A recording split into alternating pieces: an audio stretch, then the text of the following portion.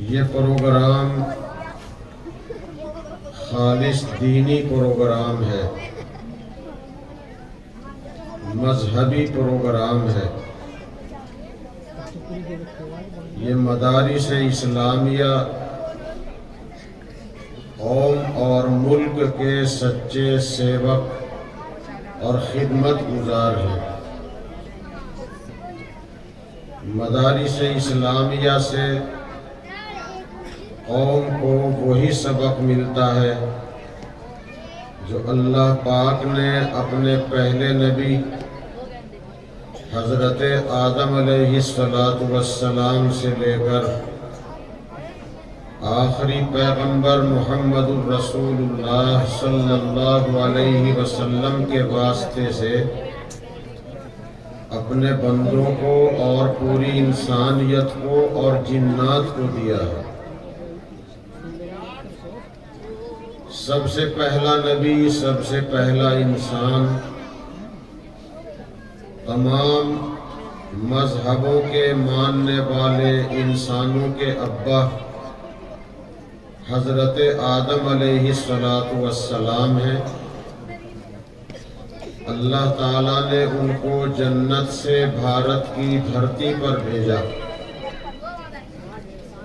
اللہ کی طرف سے جو پیغام اپنی پوری اولاد کے واسطے لائے، ہم سارے انسان انہی کی اولاد ہیں۔ اسی لیے ہم کسی بھی مذہب کے ماننے والے ہوں، تمام انسان بھائی بھائی ہیں، کیونکہ سب سے پہلا انسان ہم سب کا پتا، ہم سب کا ابا ہے، اور ان کی بیوی، ان کی زوجہ، ان کی پتنی حضرت حوا ہم سب کی اماں ہے۔ اللہ پاک نے اپنے بندوں کے لیے جو پیغام انہیں دیا تھا، اسی پیغام کو آگے بڑھانے کے لیے دوسرے پیغمبر آتے رہے۔ ہر مذہب میں بہت سے دھرم گرو آئے، رشی منی آئے، صوفی سنت ہوئے، اور ان میں بہت سے لوگ اسی پیغام کو آگے بڑھاتے رہے جو پیغام اللہ کا پہلا نبی لایا تھا۔ اسی پیغام کے لیے یہ مدرسے ہیں، یہاں سے انسانیت کی تعلیم دی جاتی ہے، محبت کا پیغام دیا جاتا ہے۔ اسی نسبت پر آپ کا یہ جلسہ منعقد ہوا ہے، اور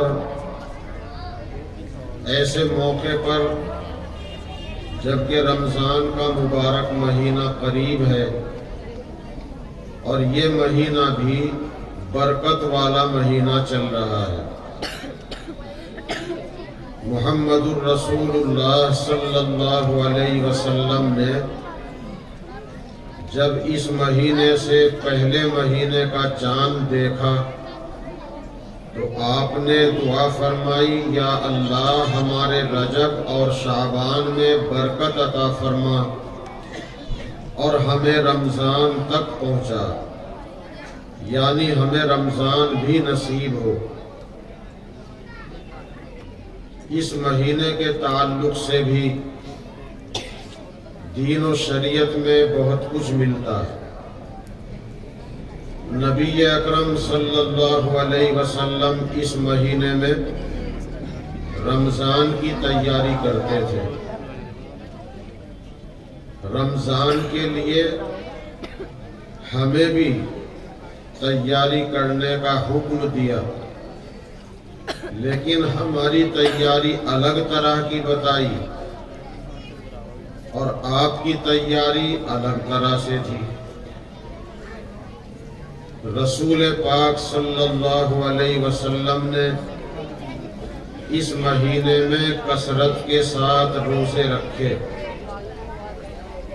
اور امت کو اس مہینے میں روزہ رکھنے سے منع کر دیا، اور یہ فرما دیا زیادہ روزے نہ رکھنا، کبھی رمضان کے لیے کمزوری آ جائے، تمہیں رمضان کے لیے تیار رہنا ہے۔ کسی نے معلوم کیا، یا رسول اللہ صلی اللہ علیہ وسلم، آپ کا عمل ہمارے لیے نمونہ ہے، آپ تو خود بہت روزے رکھتے ہیں اور روزے پہ روزہ رکھ لیتے ہیں، افطاری سحری میں کھانا نصیب نہیں ہوتا، آپ اگلا روزہ رکھ لیتے ہیں۔ تو سرکار دو عالم صلی اللہ علیہ وسلم نے فرمایا کہ میری حرص نہ کرنا، اس معاملے میں میری حرص نہ کرنا، مجھے میرا رب کھلاتا ہے۔ نبی اکرم صلی اللہ علیہ وسلم نے اس مہینے میں بہت روزے رکھے اور امت کو اس مہینے میں زیادہ روزے رکھنے سے منع کیا تاکہ رمضان کے لیے کمزوری نہ آئے۔ رہی یہ بات کہ امت کے لیے نمونہ سرکار دو عالم صلی اللہ علیہ وسلم کا عمل ہے، اس سلسلے میں ایک بات ذہن میں رہے کہ اگر کسی جگہ رسول پاک صلی اللہ علیہ وسلم کا عمل آپ کے قول کے خلاف ہو، یعنی آپ کا کہنا کچھ اور ہے، کرنا کچھ اور ہے، تو امت کے لیے دلیل اور حجت نبی کا قول ہوگا، عمل نہیں۔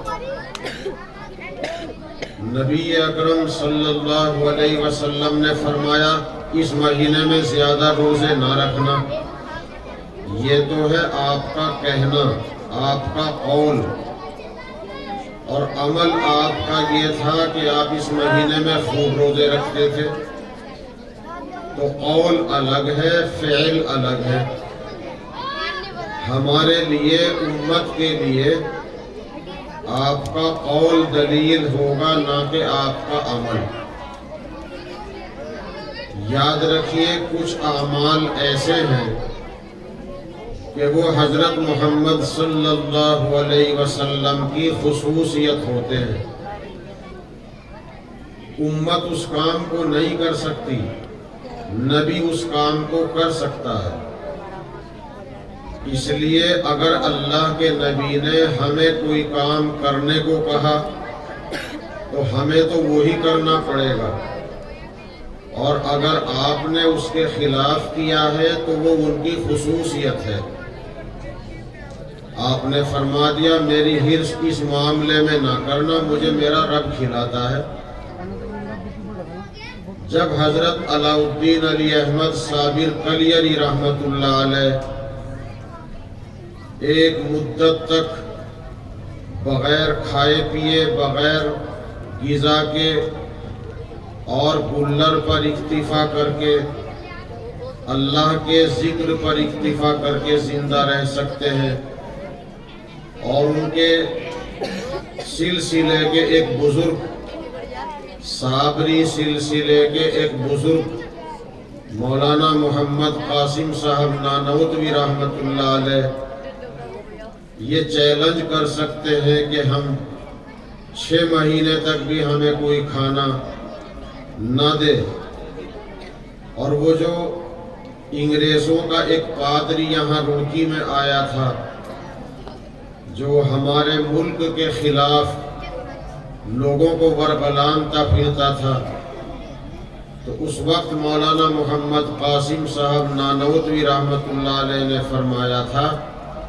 کہ زیادہ کھانا انسان کا کمال نہیں، انسان کا کمال تو یہ ہے کہ وہ کم کھا کر زندہ رہے۔ تو ہمیں اور ان پادری صاحب کو ایک مکان میں بند کر دیا جائے اور کھانا بالکل نہ دیا جائے، ہم دیکھیں پادری صاحب زندہ رہتے ہیں یا ہم زندہ بچتے ہیں۔ حضرت صابر صاحب رحمت اللہ علیہ مدت تک بغیر کھانے کے زندہ رہ سکتے ہیں، کیوں؟ جب آدمی